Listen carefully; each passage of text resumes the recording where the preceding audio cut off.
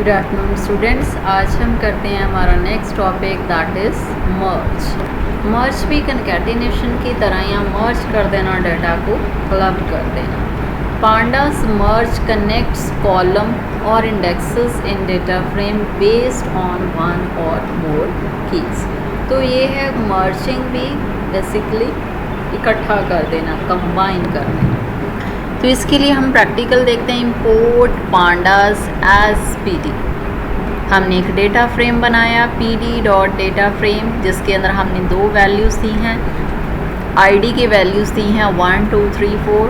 Second की है मेरी क्लास की वैल्यू है 9 10 11 एंड 12। जैसे ही मैं इसको रन करती हूँ DF1 चाहे तो आप प्रिंट DF1 करा लो, कंफ्यूज नहीं होना कि पता नहीं मैंने ये DF1 कैसे लग दिया, आज तक तो हमने किया नहीं। सीरीज़ एंड डेटा फ्रेम आपकी डायरेक्ट नेम लिखने से भी वर्क करती हैं। तो देखिए बाय डिफ़ॉल्ट इंडेक्स वैल्यू हो गई है 0 1 2 3। आईडी की वैल्यू क्या थी मेरी 1 2 3 4 क्लास। ये एक और हम डेटा फ्रेम बना लेते हैं जिसके अंदर मैंने दो कॉलम्स लिए, एक आईडी लिया, एक नेम। रिमेंबर स्टूडेंट्स, जब आप मर्जिंग करते हो तो मर्जिंग के लिए कोई ना कोई कॉलम सेम होना चाहिए, क्योंकि जिस कॉलम की वैल्यू सेम होगी उसी के अकॉर्डिंगली आप डेटा को मर्ज कर पाओगे। तो हमने देखिए डेटा फ्रेम 2 बना ली, इसके अंदर आईडी सेम रखा हमने, लेकिन पहले में हमने दिया था आपका कॉलम क्लास, इसके अंदर हमने कॉलम का नेम दे दिया है नेम। तो वैल्यूज़ क्या हैं ABCD, राइट। तो अब हम आते हैं मर्जिंग पे। तो जैसे ही हमने मर्ज किया तो हमने लिखा PD डॉट मर्ज। किसको मर्ज करना है? कंकैटिनेशन के अंदर आप एज अ लिस्ट पैरामीटर्स को पास करोगे, लेकिन यहाँ पे आप पैरामीटर्स को डायरेक्टली राउंड ब्रैकेट के अंदर ही पास करोगे। गलती नहीं करनी, मर्ज और कंकैटिनेशन में डिफरेंट है। कंकैटिनेशन के अंदर आपको राउंड ब्रैकेट के अंदर जो पैरामीटर्स पास करते हो, ऑब्जेक्ट्स पास करते हो, वो ऑब्जेक्ट आपका स्क्वायर ब्रैकेट के अंदर होना चाहिए। DF1 DF2 कॉमा आगे है ऑन के आप मर्जिंग चाहते हो, किस पे चाहते हो? तो हमने मर्जिंग का कॉलम चूज़ किया आईडी। तो अब आप देखो जब मर्जिंग हुई क्या हुआ 0 1 2 3। आईडी हालांकि दोनों में था, लेकिन इसके अकॉर्डिंगली हम मर्जिंग कर रहे हैं तो वो एक ही बार आएगा। आईडी की वैल्यू 1 2 3 4, फिर क्लास, देन नेम किसका कॉलम था? आपके सेकेंड डेटा फ्रेम का। नेक्स्ट देखिए इसमें लिखा मैंने DF1 DF2। जो डेटा फ्रेम आप पहले लिखोगे उसका कॉलम पहले आएगा और जो बाद में लिखोगे उसके बाद में। जैसे यहाँ पे देखते हैं PD डॉट मर्ज। अब मैंने DF2 को आगे कर दिया। DF2 के कॉलम नेम क्या थे? ID and name. आईडी दोनों में कॉमन था क्योंकि हम आईडी के अकॉर्डिंगली तो मर्जिंग करने जा रहे हैं, लेकिन DF1 का कॉलम क्या था? आपका क्लास। तो अब इन दोनों की आउटपुट में देखो, यहाँ से जो सेकंड कॉलम है वो क्लास था क्योंकि DF1 का कॉलम क्लास पहले था, और यहाँ पे DF2 का कॉलम पहले आ गया। उसमें क्या थे? आईडी एंड नेम, उसके बाद DF1 का डेटा। ठीक है जी। अब नेक्स्ट हम देखते हैं मर्जिंग के अंदर ही हमने एक और डेटा फ्रेम बना लिया जिसका मैंने नाम रखा DF3। Import pandas as PD DF3 is equal to PD dot data frame. ID ले लिया, नेम ले लिया, लेकिन सेम पहले वाला ही मैंने कॉपी किया, लेकिन नाम क्या रख दिया DF3। चाहे तो आप फिर से सेम नेम यूज़ कर लो, उसमें कोई कन्फ्यूज़ नहीं होनी। मर्ज की DF3 DF1। हाँ इसमें जो मैं बताने जा रही थी, यहाँ पे अगर आप देखो जो मेरा पहले आईडी कॉलम था उसमें भी वैल्यू 1 से लेके 4 थी। डेटा फ्रेम 2 के अंदर भी वैल्यूज़ 1 से लेके 4 थी, यानी मैचिंग वैल्यूज़ थी। अब जो मैंने डेटा फ्रेम 3 बनाया, इसके अंदर आईडी की वैल्यूज़ को थोड़ा ध्यान से देखो। 1 2 3 4 नहीं लिखा मैंने, 5 लिख दिया। अब मर्जिंग देखते हैं कैसे होती है। PD डॉट मर्ज DF3 मीन्स पहले DF3 वाले कॉलम, उसके बाद DF1 वाले column, on ID, again ID. अब आउटपुट देखो कितनी रोज़ रिटर्न हुई हैं? ओनली 3। क्योंकि जो मर्ज रिटर्न करता है वो इंटरसेक्शन रिटर्न करता है, यानी कॉमन रिटर्न करता है। 0 से लेके 3 तक मैच हो रहा है, 4 एंड 5 के बीच में कोई मैचिंग नहीं है, तो उसको इसने कर दिया वाइड, राइट। तो ये था मेरा मर्ज फंक्शन कि आप सिर्फ मैचिंग वैल्यूज़ को ही ये डिस्प्ले करवाएगा जिसके अकॉर्डिंगली आप कर रहे हो ऑन आईडी की मैचिंग वैल्यू 0 1 2, यानी जो वैल्यूज़ हैं 1 2 3 4, पहले के अंदर थी 1 2 3 4, दूसरे के अंदर है 1 2 3 5, तो 1 2 3 मैच हो रही है, उनको इसने रिटर्न करवा दिया। अब है इसका नेक्स्ट पैरामीटर्स हाउ, वो समझते हैं क्या है।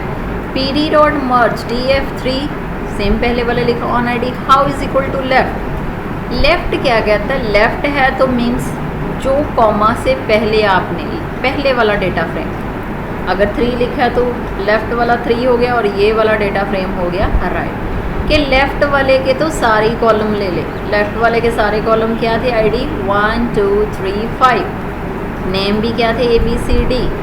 अब दूसरे के क्या हैं, जहाँ मैचिंग नहीं हुई वहाँ लिख दिया नॉट अ नंबर। क्लियर हुआ। हाउ क्या कहता है कि किसके अकॉर्डिंगली आप कर रहे हो, आप किसको डिस्प्ले, अदरवाइज तो इंटरसेक्शन डिस्प्ले होनी है। अब मेरे पास है left right and outer, outer means union है तो सारे के सारे डिस्प्ले हो जाएंगे। लेफ्ट है तो जो पहला हमारा डेटा फ्रेम है वो उसके सारे कॉलम डिस्प्ले हो जाएंगे। राइट है तो सेकंड वाला जो कॉमा के बाद डेटा फ्रेम 1। अब देखिए जैसे हमने किया how is equal to right किया तो क्या हुआ, पहले वाले के सारे नहीं आएंगे लेकिन सेकंड वाले के आईडी तो सेम थी। आईडी क्या थी इसकी 1 2 3 4, हालांकि इसकी देखिए लेफ्ट वाले की आईडी क्या थी 1 2 3 5। अब 4 पे कोई नाम नहीं है इसका सेकंड वाले का, तो ये डिस्प्ले करवा दिया, लेकिन क्लास और वो तो थी उसकी क्लास। जो आपका डेटा फ्रेम 1 है उसके अंदर 2 ही कॉलम थे, आईडी एंड क्लास। जो आपका डेटा फ्रेम 2 है उसके अंदर 2 ही कॉलम थे, आईडी एंड नेम। यहाँ पे आईडी डेटा फ्रेम 3 के डिस्प्ले हो गई क्योंकि लेफ़्ट पे कौन सा है डेटा फ्रेम 3, और उसके अंदर कोई क्लास नहीं थी तो क्लास यहाँ पे मैचिंग नहीं मिली, उसने नहीं डिस्प्ले करवाई। राइट के अंदर क्या है, डेटा फ्रेम 1 की बात हो रही है क्योंकि कॉमा लेफ़्ट वाला डेटा फ्रेम 3 है, ये राइट है, तो जो लेफ़्ट पे लिखा है वो लेफ़्ट है, जो राइट पे लिखा है वो राइट है। तो इसके अंदर आईडी क्या थे 1 2 3 4, उसकी सारी की सारी डिस्प्ले हो गई हैं। उसके बाद आपका क्या हो रहा है ABC NAN यानी नॉट अ नंबर, तो ये भी आपका डिस्प्ले हो गया। नेक्स्ट है हमारा आउटर के अंदर क्या है कि हमारे सारे के सारे कॉलम्स डिस्प्ले हो जाएंगे दोनों ही रोज़ के 0 1 2 3 5 4। अब इसमें कन्फ्यूज़न नहीं होने के 4 5 क्यों नहीं आया, क्योंकि हमने पहले DF3 दे रखा है, फिर हमने DF1 दे रखा है। 3 है तो पहले 3, सेकंड वाला हमारा कॉलम आएगा तो उसके थे 1 2 3 5, और उसके बाद फर्स्ट वाले के 4। तो जहाँ जहाँ वैल्यूज़ मैच नहीं होती वहाँ आ जाता है नॉट अ नंबर। उसके बाद है हमारा इंडिकेटर क्या करता है कि हमें देखना है कि कौन सा डाटा दोनों में प्रेजेंट है और कौन सा डाटा सिर्फ लेफ़्ट में है, कौन सा डाटा सिर्फ राइट में है। जैसे यहाँ नॉट अ नंबर आ गया तो इट मीन्स ये वाला डेटा सिर्फ लेफ़्ट में था, लेफ़्ट ओनली, तो हमने देखिए क्या लिखा, ये इतना डेटा तो मैचिंग 1 से लेके 3 रोज़ तो दोनों में मैच कर रही हैं, तो लिखा आ गया बोथ। और यहाँ पे क्या है 5 कौन सी थी मेरी DF3 यानी जो मेरा लेफ़्ट है, तो उसने लिखा लेफ़्ट ओनली। और यहाँ पे कौन सा सिलेक्ट हुआ है राइट ओनली, क्योंकि 4 वाला जो मेरा आईडी था वो किसके अंदर था, मेरे डेटा फ्रेम 1 के अंदर। नेक्स्ट टाइम मैंने फिर से DF1 लिखा, DF3 एक बना लिया। अब हम क्या कर रहे हैं, इंपोर्ट पांडास DF4 एक बना लिया, तो 3 हमने डेटा फ्रेम्स बना लिए। अब देखिए क्या है, multi indexing and different values.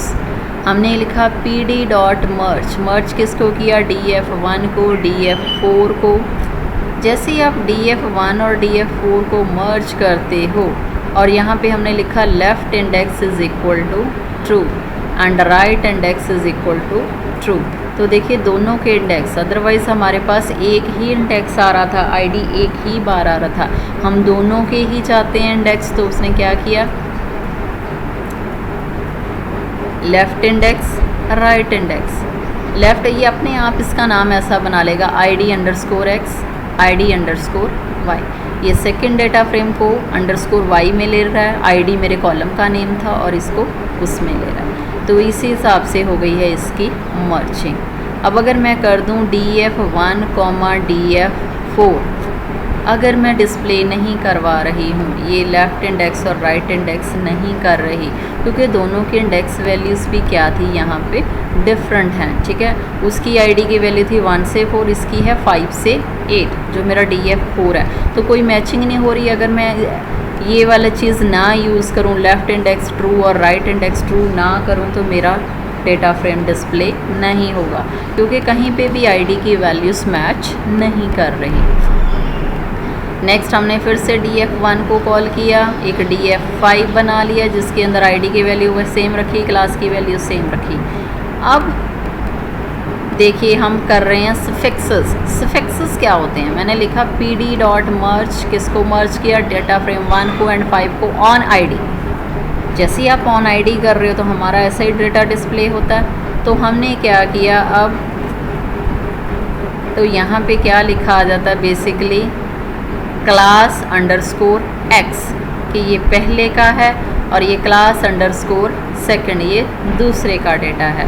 तो हम क्या चाहते हैं, इनको अलग करना है, क्योंकि वैल्यू सेम थी, ये भी 9 से 12 थी, ये भी, यानी दोनों जो मेरे डेटा फ्रेम्स हैं उनकी अगर वैल्यू सेम है तो कन्फ्यूजन क्रिएट होती है। मैं आपको यहाँ पे ये हटा के दिखाती हूँ। इस लाइन को मैं कर लेती हूँ कॉपी, पहले कर्नल को रन कर दूं।